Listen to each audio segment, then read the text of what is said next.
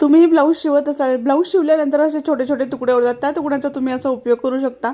6 bye 12 इंचाचा कपडा घेऊन त्याला मी 2 इंचावर कट करून तिथे झिप अटॅच करून घेतलेली आहे। त्यानंतर यावरती आपल्याला अस्तर लावायचं आहे।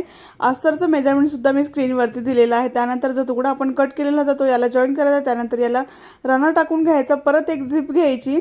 झिप घेतल्यावर सरळ भाग जो आहे तो कपड्यावरती ठेवायचा झिपचा आणि त्यावरती अस्तर ठेवून दोन्ही झिप शिवून घ्यायच्या।